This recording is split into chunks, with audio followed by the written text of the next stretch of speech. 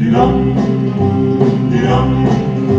can cry and cry until your eyes are red. You can toss and tumble on a sleepless bed, but you're wasting your time trying to lose the blues. Lose the blues. These things are sent to try us, Martin. They are indeed. 4 weeks on the front line, I suppose, for teachers now, with shops, restaurants, and pubs and everything sort of closing down. Is it quite a lonely place to be in front of a classroom? No, not really. I mean, of course not, because luckily there's some children there.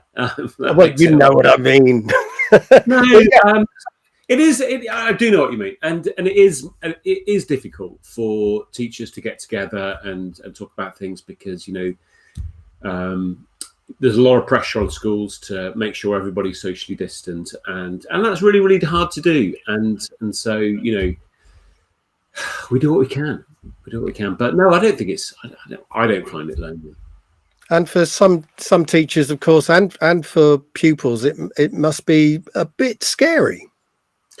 Well, you'd think so, wouldn't you? But kids, being as adaptable as they are, they seem very phlegmatic about it all. There's been a few more, in my experience, who are electing to wear masks in lessons, but on the whole, they just take it in their stride. Well, we've got an interview coming up in today's show. Yes, with Pedro. Does everyone know about Pedro? Well, we're gonna now slaughter his name. Pedro De Bruyckere. I know I've got that wrong. Who Pedro is a renowned sort of thinker about education, and probably best known for writing the Urban Legends books with Caspar Hulshoff and Paul Kirschner. But he's a much loved figure, and he's certainly been involved in very many of the research ed events and all sorts of other conferences I seem to see him at. But you've been speaking to Pedro this week.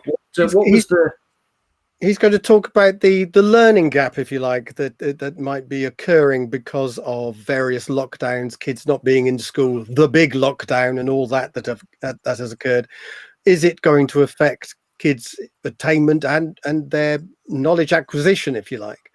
Yeah, and then also we've got James Mannion and Kate McAllister, they're talking about their book "Fear is the Mind Killer," which it certainly sounds ominous, doesn't it? But it's not, as we'll see when they discuss it.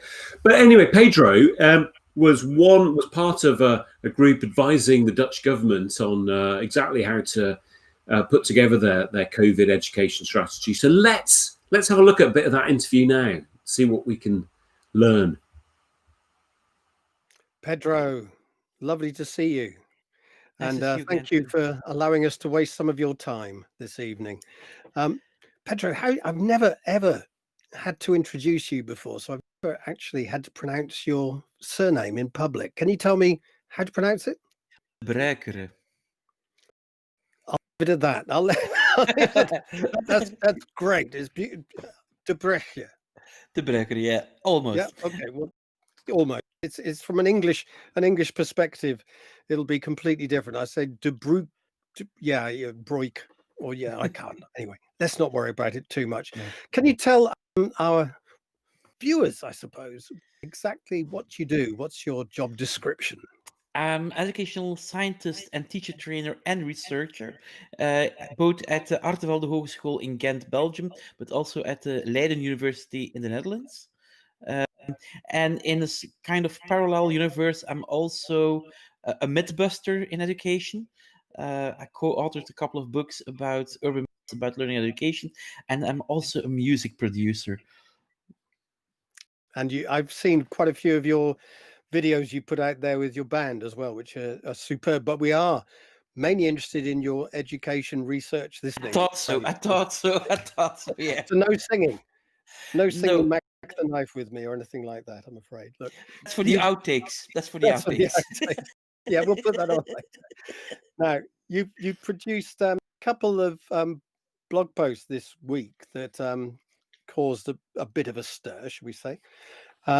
and they're based on, well, I'll read out the title for them. Some really bad news about learning during this pandemic based on actual data from 3 different countries.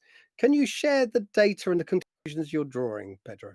Yeah, well, for the past 6 months, there were a lot of studies being published about what the effect of Corona would be on education and the learning effect of everything. But they were just predictions. Now we have a couple of studies, an American study, a Dutch study, and a Belgian study that used actual data. So it's not a prediction, it's just figuring out what is the effect of Corona. And the news isn't that good. Let me start off with the situation in Flanders. We have had a lockdown for a couple of months, and the effect of learning loss is much bigger than the actual time that we were in lockdown. So we were locked down for 2-3 months. It depends on which age group who went back to school, and they lost on average 6 months of learning. If we look at the results in the Netherlands, they have one of the most lightest forms of lockdown. They were closed for 8 weeks. But if you look at what the average learning was during these 8 weeks, it's nothing, close to nothing. And if you look at the American study, there we see that from the day the lockdown began, then only the very wealthy students didn't lose anything, but the middle class income kids and the low income class kids performed way, way worse. And this is in line with a lot of predictions that were made by smarter people than me based on research on school strikes, research on earthquakes and other natural disasters, and also based on summer loss research. And everybody agreed this would have an effect, but the effect is quite depressing, and it has always one thing in common. On average, the result is really bad, but there are huge differences among the different students, quite often linked to the income of the families. Right. Okay. So, in terms of making any conclusions of this, do you think it's because people at low income families didn't have tech at home, or the schools that tend to provide education for those children weren't producing lessons for home learning? Or was it the parents? Well, we have some information, for instance, about the Netherlands, where there was another study where Thijs Bol from the University of Amsterdam actually checked. And what we've seen, for instance, is that having a computer or not can have an influence, but that's just one element. Another element is, do you have a quiet room to study? Have you a quiet workspace to work for school? If that's not the case, then it's getting worse by the minute. Another element, and that's also very important, is he checked, Tespol checked also the parents, what they expect, what they wanted to do.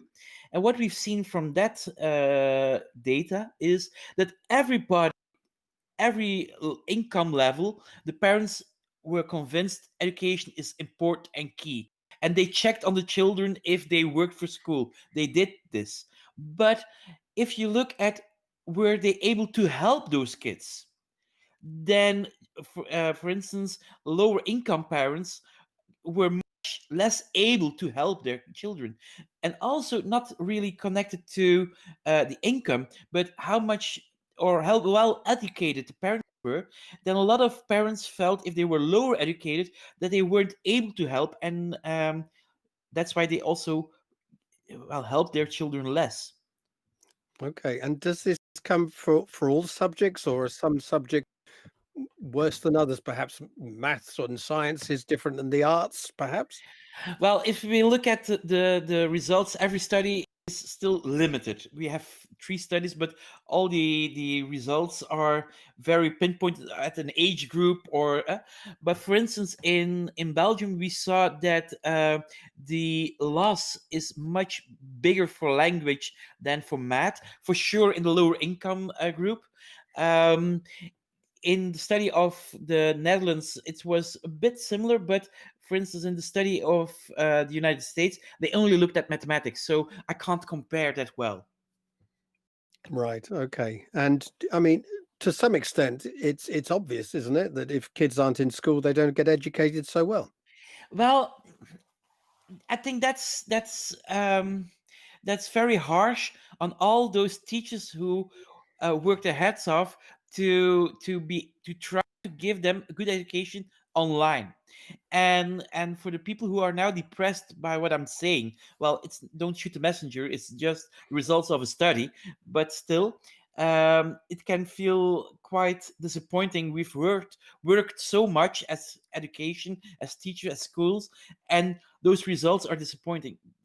Yeah. It's And maybe sorry, carry on. yeah, it's maybe a sad consolation, but the chances are there that if we wouldn't have tried to do our best online, that it would have been even worse. Okay. Now, you'd say in your first blog post, it's also some kind of warning for people hoping for a digital revolution in education, and you've hinted at that in what you just said.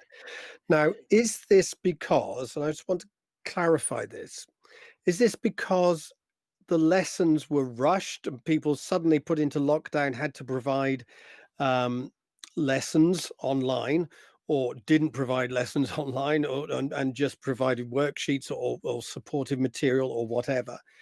Or is it likely to be because of other things?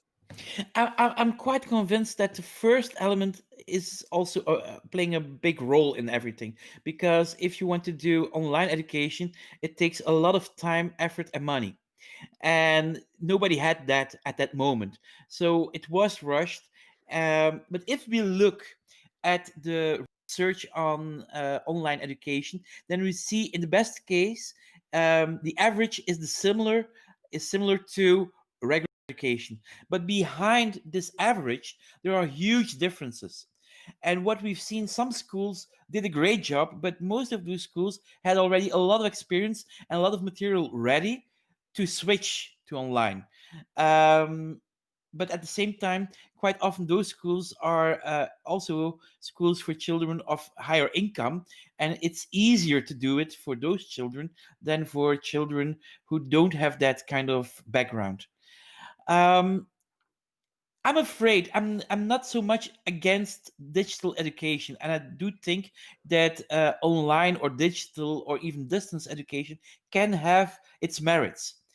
But I'm very much afraid that people who think that now we're ready to stay online, because for the past 7 months we were online most of the time, this was not the best way of teaching stuff online. We see the results, and actually, I think that a lot of people who are in favor of online education should be warned that they shouldn't use what has happened for the past 7 months, because I'm afraid, but if other studies confirm what we have experienced for the past 7 months, that there will be a kind of backlash against online education. And also with online education, you don't get to sit with your peers and No, to share your working, your thinking, or just share life together and all that as well. yeah, but that's something very important you mentioned. We have now aimed in those 2 blog posts on what does this mean for learning. But a school is much, much more than the cognitive element. Cognitive is key for sure, but data that I didn't mention in my blog post, but something that I've learned from a situation here in Flanders in Belgium.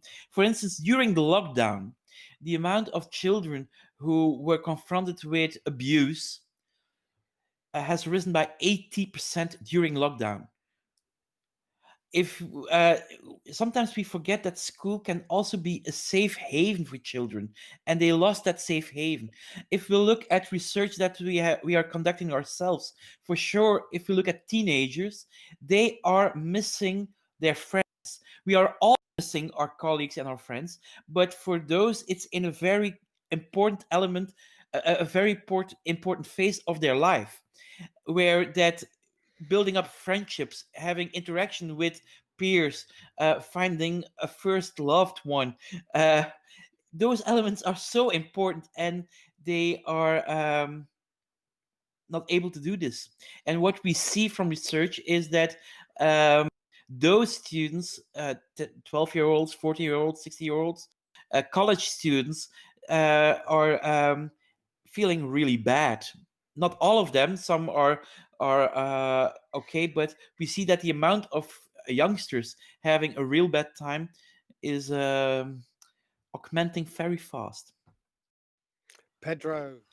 Wow. Okay. And so it does sound pretty stark, Martin. And it seems also to support. I don't know if you saw Daisy Christodoulou at No More Marking was put a tweet up. I don't know if we can put that up now. In the, I think we picked it out, but yeah, there we are. The year sevens this year, according to their comparative judgment system, are 22 months behind where we would normally expect them to be, or where they would normally expect them to be. And in fact, their results are pretty much identical to the cohort of year five students writing that they tested and you compared on the same metric. So it does seem quite a concern. The lockdown has had, or seems to have had, a considerable effect on students and their progress. And what do we do about it, Martin? Yeah, can we just make one thing clear, which I'm not sure about? That doesn't mean we need to teach them for 22 months more, does it? Well, I don't think we can, even if we did. It's just that. But I think the catch-up can be quicker than the months sort of imply. But I mean, that's another thing. Well, what we'd expect is, for each year, for each sort of for each 12 months of instruction, you'd expect children to be making progress. And the fact that year seven, currently this year's year seven, are at the same level as year five expectations would imply that they're almost 2 years behind where we would expect them to be, where year sevens have been in previous years.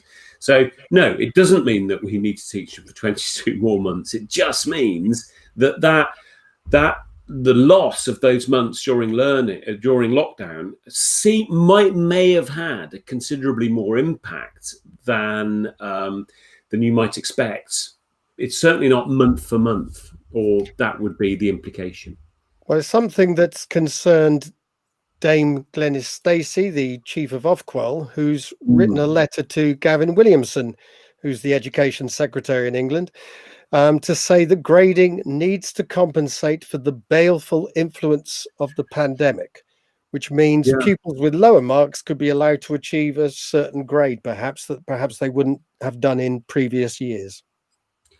Yes, and I think that to some extent that's something that always happens in that exams are cohort reference. So how well you do, your raw mark, the grade that's awarded is based on how everybody else in your same cohort does. So inevitably that's going to be the case. If every current year 11 student does worse than expected, then the grade boundaries are going to be lowered. But I think the implication here is that lowered beyond that normal course. You're shaking your head there, Martin. Yeah, because I think you said something crucial there. You said if everyone underperforms. But of course, what Pedro is saying is not everyone is going to underperform at the same level.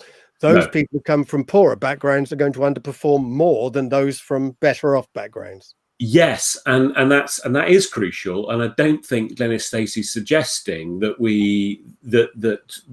that this is done just for students who, through some mechanism, from some criteria, some people decide are more disadvantaged than others. I don't think that's on the table. Whether it ought to be or not is a different matter. But it's the exams are always unfair. But I think, and maybe more so this year. But I think the exams, a bit like sort of Winston Churchill's comment about democracy, they're the absolute worst way to assess children, except for all the other ways. Mm. Well, the rest of the interview with Pedro is worth listening to. Every question I asked him, he seems to have done something official about it already, whether it be in Holland or in Belgium or wherever else he's working. He's a man of many talents, shall we say? He is, and you didn't even scratch the surface of his musical career. I understand from talking to Pedro in the past that he owns something like 40 guitars. He's quite the guitar collector and guitarist. Anyway, but if you're a subscriber, you will be alerted when the full interview with Martin and Pedro is released in the week. So do make sure to subscribe. And you'll not only do you get alerted to all the videos that we release, but you also, generally speaking, find yourself in with a chance of winning a book. And at the end of the show, we tend to raffle off. Well, we always. I think we don't tend to do it. We do it. We raffle off a book that we spoke to the author about the previous week. So this week, Martin, I think, is it right? We're giving away some copies of Leica Sharma's book, Curriculum to Classroom. I think that's the one, and we might even give away a James Mannion book as well, perhaps, or is that next week? Perhaps I think that's next week. That is next week. Yes. So what next? Oh, there it is. Look, we've even got a tasty graphic with it on. But what next, Martin? I think we should talk about what's going on in America. Do we know what's going on in America since we've been on air? Is there a new president? Well, not as far as I know, but I think we have got an interesting graphic to look at, a map of the United States that reveals what we know so far. There we are. That's what collectively we know so far. Martin, what? Pennsylvania looks incredibly red in that one. I'm not sure if it's going a bit blue now, isn't it? From what I hear, I need to check up on the old Twitter to find out. It's astonishing, isn't it? I mean, with British general elections, it's always striking how some constituencies take a lot longer to count their votes than others. But this is taken to an extreme in the States, isn't it? Well, I think it isn't because of all the postal votes they've had this year. I mean, many, many more. And some states didn't do any postal votes before or something like that, and therefore haven't got aren't up to speed with it. So what is it? More votes than any other American election, perhaps, I think. And certainly Biden has gone above 70 million votes for himself, which I think is a record in itself. But not the landslide that the Democrats were expecting or hoping for. No. So some people seem to, no matter what to surprise people that they might be voting for Trump. And I think perhaps the Democrats were thinking it was going to be a bit more easy than it turned out to be so far. Yes, and it's a difficult one, isn't it? That there's a consensus, isn't there, that all right-thinking people will vote to get rid of Trump. So it becomes almost a sort of personal affront when it finds that significant numbers of people actually did vote for him. And you've got something that you're going to go into a bit of details on about an individual who. Yes. Okay. So what sort of people do we know have been voting for Trump? Well, what do you mean? What sort of people? Republicans, I should think. Or it was interesting, the number of Republicans who perhaps weren't voting for Trump or actually said they haven't voted for Trump.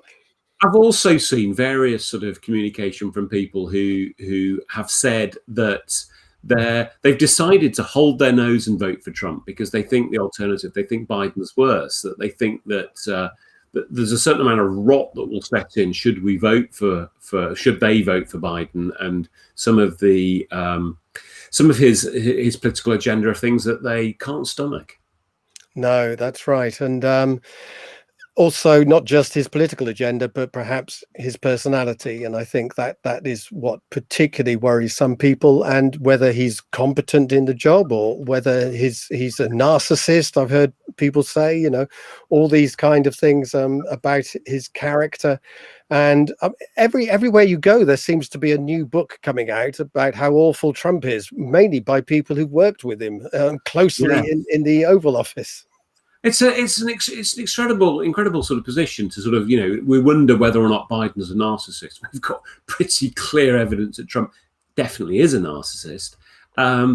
It does seem to be, how can we sort of get the lowest common denominator candidate? How is it that the best the Democrats can field is Biden? A 77-year-old. I mean, who wants to be president at age 77? You'd think 78 he's going to be very soon, I think. There we are. But you'd think he'd want a bit of a rest. And there have been these high-profile concerns about whether or not he's completely with it. Well, I couldn't possibly comment, as we all reach our dotage at some point. We like to think we keep in touch with the cognitive faculties that were with us when we were younger, but perhaps when you're 78, you might lose your keys a few more times than others. Okay, so Martin, you've got a little bit to say about John Lydon of Sex Pistols fame, and I think we've got a little bit of a clip that we're going to have a look at with Johnny Rotten talking about the US I think election. It's me talking about Johnny Rotten rather than Johnny right. Rotten talking about me, but you never know. Okay. Well, who knows? Okay, go for it. How to teach the punks. Punk means a worthless person, an identity John Lydon uses energetically and angrily. John Lydon voted for Trump, saying on Good Morning Britain this week, "The liberal media assume they know what's best. We're bored with your intellectual left-wing ideas, smart-assed know-it-all versus thickos, a basket full of deplorables who don't agree with your liberal agenda. The better educated are more likely to vote liberal left in the US and the UK. Is it the liberalism that upset the punk? I think it matters not a jot what the elite stand for, whether liberal or conservative. It's more about their apparent condescending attitude. It's the arrogance of the academics that can aggravate. Not since Morrissey supporting For Britain has a pop star upset so many left-leaning people on Twitter who I can only assume were either too young to remember him back in the day or turned a blind eye to songs such as Belson Was a Gas and the liberal use of the swastika, particularly by Lydon's rotten mate, Sidney Vicious. Lydon's punk sensibility sticks two fingers up to the world, especially to those who inform our media, our arts, politics, schools and curriculum, part of what the philosopher Althusser called the ideological state apparatus. Yes, Johnny, an intellectual left-wing idea. In a piece this week in The Times, David Aronovich wrote, "I don't want to be told what to think or feel about things, but I do want to learn about them. What and how we teach it matters." Punks were always kicking against the pricks. In the 70s, it was the furious Mary Whitehouse types who wanted to ban everything. Now it's the liberals who want to ban everything. It's a case of, "Hey, Johnny, what are you rebelling against? What do you got?" Whether the politics, morality, and ethics are conservative or liberal, there will always be a number of people who don't care what position you take, but do care that you try to stop other people feeling or thinking differently. The more schools, universities, and the rest try to impose a certain view, the harder the kickback from some might be.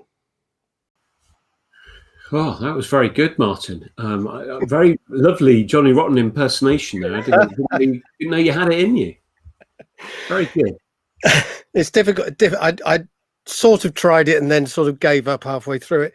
That's sort of a certain punk snarl, though. I can do that. It's my youth, I suppose. That's the reason why. But the deplorables. I mean, it's an interesting approach, an interesting thought, I think. Yeah, no, it really is. And I'm not sure. I'm not sure what we do about it. Nobody wants. Well, many of us don't want to be told what to think and who to vote for and all of these sorts of things. But that seems to be, the mood of the time. That increasingly we're being told what is and what isn't acceptable to think and say and do, and so the result is that Johnny Rotten there, tip of a perhaps significant iceberg, reacting against this kind of consensus opinion about what's acceptable by doing the unacceptable. Yeah, and of course, if it is unacceptable, it's about 49% of American voters are doing it as well. So perhaps it isn't so unacceptable to quite a lot of people. Well, no, and this is, we had the exact same situation play out in the UK as a result of Brexit, that people that voted for it were castigated for being racist and unintelligent and uneducated. But it's far too simplistic, I think, to dismiss the votes and the opinions of a significant margin of a society as being beyond the pale. But this thing about the more educated tend to vote more liberal left than others, and tend to vote Remain over here than Brexit. Does that mean that you are more intelligent and therefore you know things, you know these things are better? Or does it mean you've been brainwashed at colleges all this time and universities who've made you that way inclined? Or is it the people who haven't been as highly educated really don't know what they're doing, or know better, perhaps because they're closer to the earth, so to speak, closer to the jobs that really matter, closer to the grinding parts of the economy that need to get going all the time, rather than sort of living in leafy academe, perhaps cloistered up there in Oxford or Cambridge or elsewhere. Or the smart bits of London.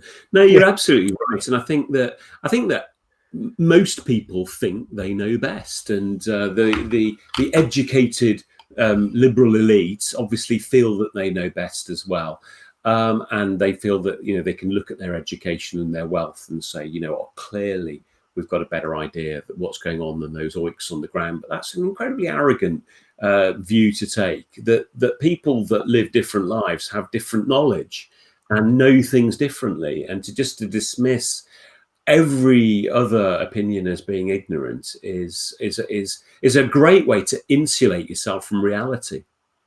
Yeah, I think there's something that gets to me because I was born in Oxford, and town versus gown was something I experienced very much. And that, of course, came with Oxford at that, particularly then, very much class-based as well, I think. Mm.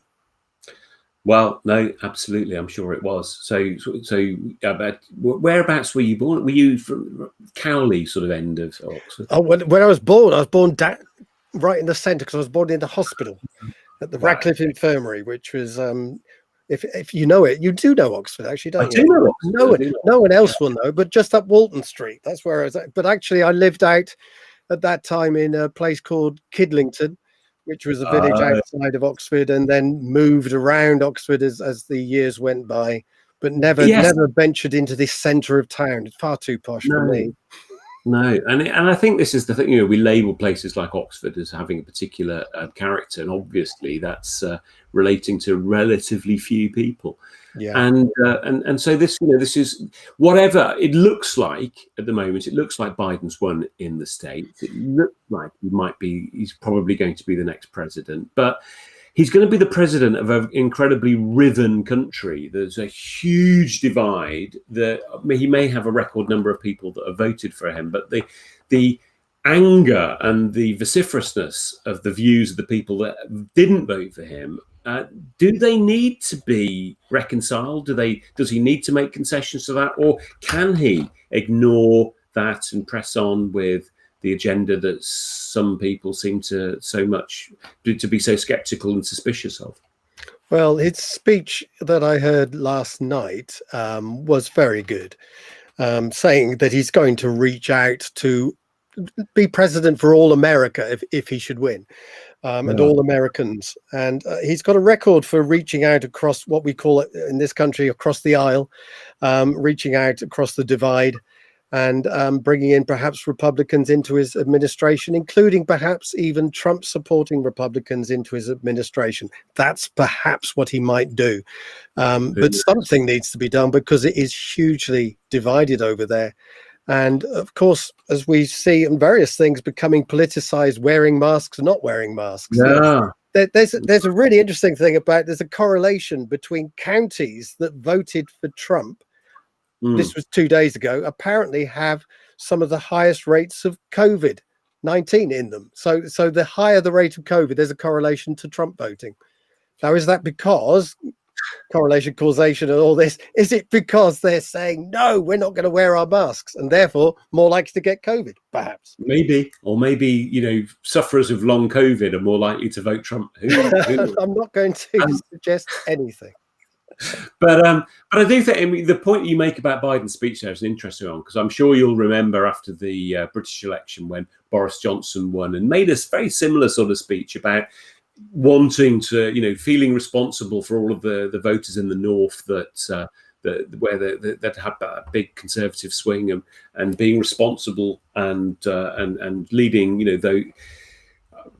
being the best prime minister he could be. I don't know if you saw this week the article from Rory Stewart absolutely castigating Johnson as a buffoon and a liar and a charlatan, and that we the country, a significant proportion of the country, vote for him and like him, despite the fact that he is all of these things. We know these things about them, and his amazing trick has been to say, look, it's all right. I am a buffoon and a liar, but I'm a kind of decent chap anyway.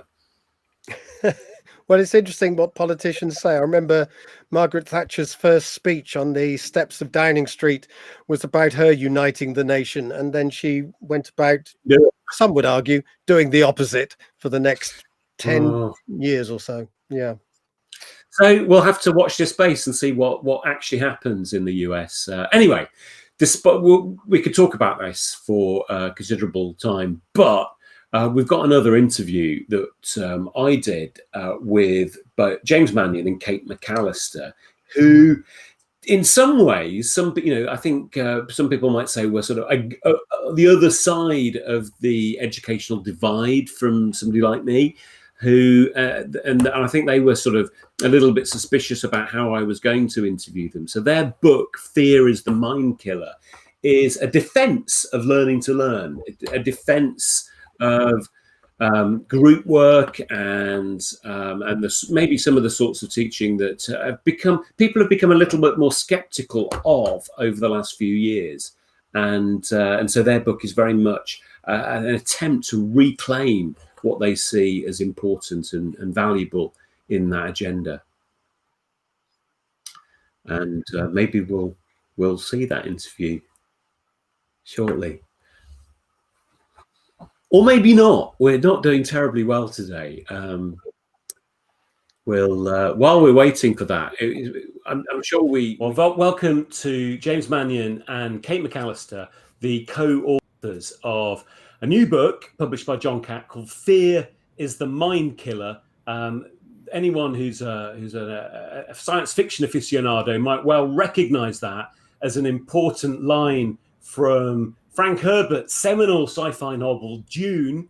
Can I start, James and Kate, by asking you why you decided to use that line as the title of your book?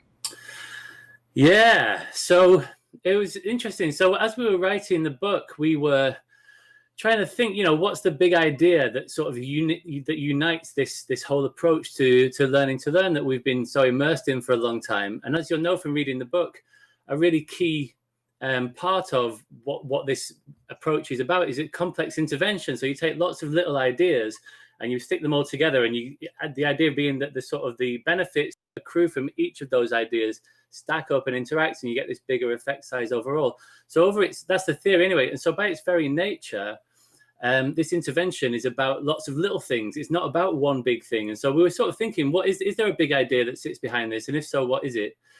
And there was this one line. There's a colleague of ours, a good friend who taught alongside us on this Learning to Learn curriculum called Paul Meredith. When I interviewed him for my PhD, I asked him a question, which was, to what extent has teaching this learning skills curriculum, to what extent has that spilt over into your teaching of science? And he said that it had massively transformed his approach to teaching science. And in particular, he kept talking about fear of failure and how kids are really afraid to stick their hand up, to get involved in a conversation, to present something to the class, even sometimes to commit pen to paper. He said that some kids would sit before a blank sheet of graph paper for 20 minutes or more because they couldn't, as soon as they start to draw the graph, there's an opportunity for them to make a mistake. So the fear of failure just sort of keeps them paralyzed.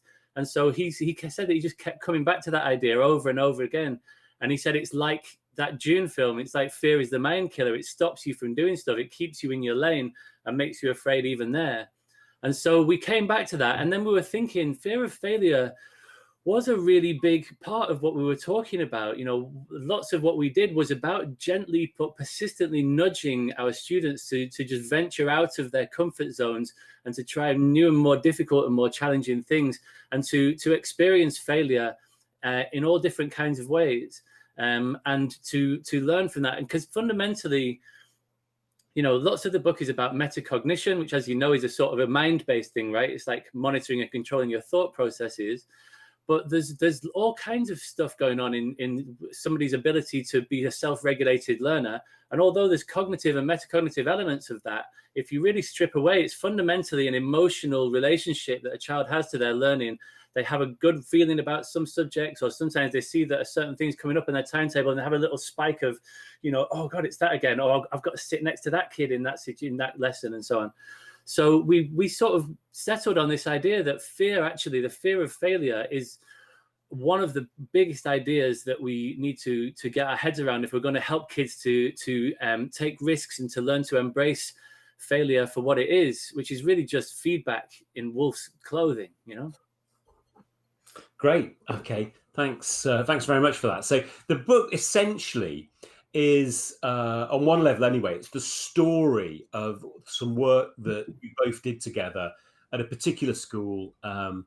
And Kate, you were heading up this learning to learn curriculum in Seaview School. Can you tell us a little bit about the story behind that and how you got involved? Sure. So I had been teaching for a few years by then, and when I first started teaching, I qualified as a modern foreign languages teacher. And Right. So one of my first observations as a teacher was that it wasn't all down to me. And that kind of came as a bit of a surprise, to be honest. I tried very hard, studied very hard at all my teaching practice, and spent lots and lots of time doing all of the things that I had been told would create a positive climate for learning and make it possible for students to be successful. And it didn't always seem to work. And the observation that some children seemed to be able to get themselves ready to learn, seemed to be able to overcome challenges when they presented themselves, and other children didn't seem to have the ability to do that. And I didn't yet know why, but I knew that it was interesting to me. And so that's when when I started trying to understand more about how learning works from the perspective of the learner rather than from the perspective of the teacher. And as my teaching practice developed, I became head of department, and I started to put into place strategies and policies and get the whole team to kind of be singing from the same hymn sheet. And again, it was still all teacher-led. Everything about what we were trying to help the students achieve was teacher-led. And I realized that it wasn't a sustainable model. If the teacher left or if something changed, then the students still weren't fully equipped to do this work by themselves. And someone gave me a really good line just the other day, that learning begins with the learner. I wish I'd had that a long time ago. So thanks, Ollie, for giving me that idea. But that's effectively what we started to do, is to hand over the responsibility piece by piece to the children themselves for their learning. And so the first few iterations involved opening minds, personal learning and thinking skills, looking at the social and emotional aspects of learning. It was the early 2000s, and just beginning to cherry pick the things that I felt were working for my students in my context, and start to begin to put together a program. So the first program I put together was called the Junior Model. And it wasn't perfect, but it had a lot about it that worked. And so by the time I got to Seaview, and was given the opportunity to build a team, I learned an awful lot more about what I wanted to do. And that's where I met James. And he brought all of his kind of academic research knowledge, huge amount of knowledge and experience into the team. And we kind of grew it from there. Great. Okay. So at that point, James, the point that you got involved, can you take over the story a little bit, or maybe, and also maybe add in a little bit about how you got to that place where you started with Kate? Yeah, so I met Kate in the interview room. She'd been brought in by our head teacher who had previously worked with her, and she had to set up this team. And so we had a competitive selection process to decide who would be on this team, which is one of the fundamental things that I think that we did that was different to what's happened before. In other schools and in the past, things like learning to learn have often been given to teachers who just happen to have a bit of time left on their timetable. They sort of get backfilled after all the GCSE classes and so on have been staffed. And often, so they sometimes refer to them as skeptical conscripts in the literature, people who've just been sort of kicked up the backside and told, get in there and do that. And often their heart isn't in it. And if you do that, you really oughtn't bother, because it just won't work if you do that. You need to have people who are up for doing it. So we formed this team of teachers. There was 5 of us in that first year. It's quite a small school. And we would have the whole of year 7 for 5 lessons a week to do with whatever we saw fit. The head teacher was very much a sort of a distributed leadership type guy. And he said, over to you, just like help to get these kids to learn the sort of the skills, the habits, the sort of the dispositions, some bits of knowledge as well that go into that package, so that they can access the curriculum and really succeed and thrive across the piece. And so we were very enthusiastic. We would go around to each other's houses and planning the summer holidays and so on. So we were quite unusually committed to making this thing work. And I'd just done a master's, which was the best professional development that I've ever done by an absolute mile. And I sort of had the bug for teacher research. And so I was looking for a topic for a PhD. And this happened that same month that we went back to school. And I just knew in an instant that this was going to be it. Because it was an incredible opportunity, 5 lessons a week with the whole of year 7. So, this is a crazy opportunity to do something really bold and different. I was keen to capture it in the most robust way possible, bearing in mind that this was like a real world situation. It wasn't an experiment that we set up. We were sort of putting this thing together on the fly. And so one idea that we had right from the outset, I used to work in neuroscience in various places. And there's this idea that's very common in medicine, this idea of a complex intervention that I mentioned earlier, sort of almost, it draws a little bit on the idea of marginal gains theory, this idea, like I said, that things stack up.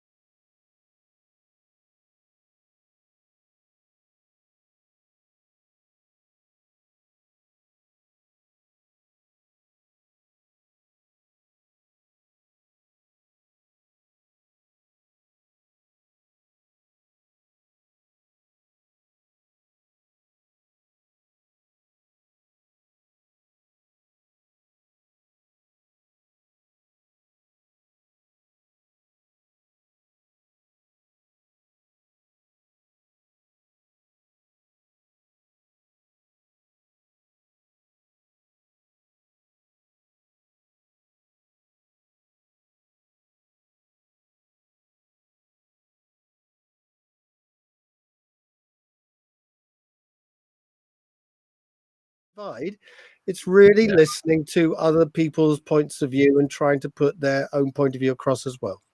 Yeah, we didn't get into this in the interview, but one of the things I certainly felt reading it was that. So yes, I think one of the chapters, I think it's chapter 3 from memory, is putting learning to learn on trial. Yeah, and the prosecution appears to be led by Michael Gove and Nick Gibb, and they sort of make their arguments, and then the defending counsel sort of dismiss a lot of their arguments as sort of being full of rhetoric, and there are 9 pages of rebuttal, and then the defence make their case, and there's hardly any critique of defence's case. So it's a little bit unbalanced, but it's a nice idea.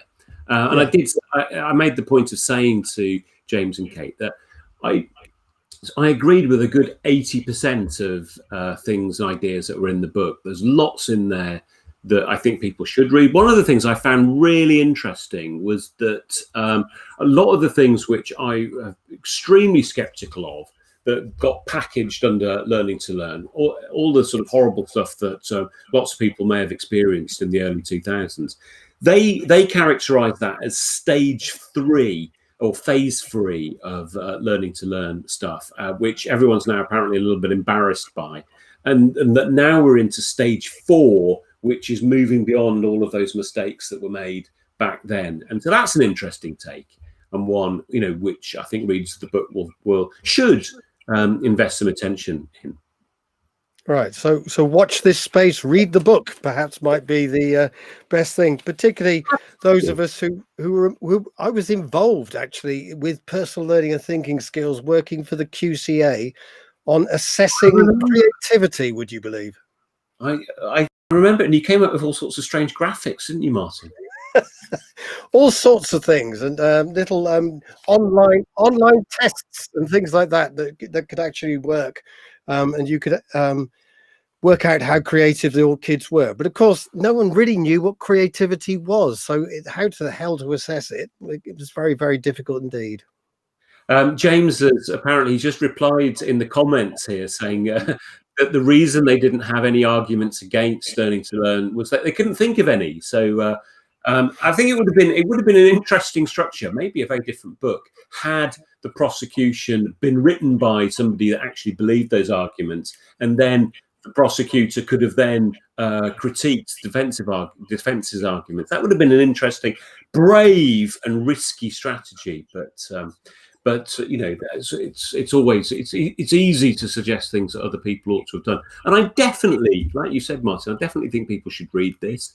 It certainly presents a compelling argument, and there's lots of good stuff in there, not just a great title. And no, the other thing, as a question for you, Kate.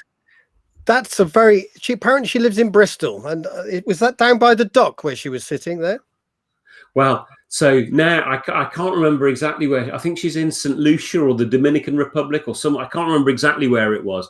And she's been sort of stranded out there since the pandemic began. And now she's got to the point where she's opening a school where she is. So she's turned adversity into a new and exciting phase of her life. So it did look, we were all a bit jealous of her. Is that serious? Yeah, that's amazing. I know, it's a great story. I'm not sure if we really. I talked to her about it before we got started on the interview, and it'd be fascinating to have her back on the show to talk a little bit more about exactly what's going on. But she was telling me that they're now at a lot of the admin's been sorted, and that they're at the stage where the school is going ahead, and she's obviously going to be testing out a lot of the ideas in the book and putting them into practice in this new school. So that is an extraordinary story. I mean, to think of all the places she could have been that would have been far worse, Well, you could certainly say that. Absolutely. Wonderful. But as always, subscribers, you will be notified when the full interview, it's a good hour-long interview. We had a good old chinwag when that's released in the week. And so definitely watch all the way through there. And both James and Kate make some really great points. And we will be giving away for our subscribers a couple of copies of Fear is the Mind Colour next week. But this week, as we said earlier, we've got Sharma Laker's book to give away. And Martin, you've been busy snipping the names, as always, of all our new subscribers into your hat. And who, Martin, are our lucky winners this week? Well, there's someone who won last week, and I can't have that again. I can't do that. I mean, perhaps another time, but not so quickly afterwards. And someone it's not Carl Hendrick again, is it? Yeah. Is it Joe Biden? That's the other thing. Has Joe Biden won? Is this these could be the hidden ballots? The Jan Marie. Arjan Marie. Can we put the email address up on the screen? Are we able to do that? It's we can never remember it. So if we can put the address up, that would be there we are. hello@wastingyourtime.co.uk. So Arjan Marie and Georgina Jacobs. Jacobs. Get in touch, and we will sort out your details and send you your copies of Curriculum to Classroom. And next week we'll be giving away copies of Fear is the Mind Killer. Brilliant. Wow, Mark. We had a few technical errors there, didn't we? But not as many as last week. I had to snip some out of last week's episode in order to make it look smooth now. So if you want to look at last week's episode on YouTube, it is smoother than it was when it went out live. And this one, I'm sure, will be much smoother as well. And I think it's quite a good episode. We've got more the merrier next week for coming in. And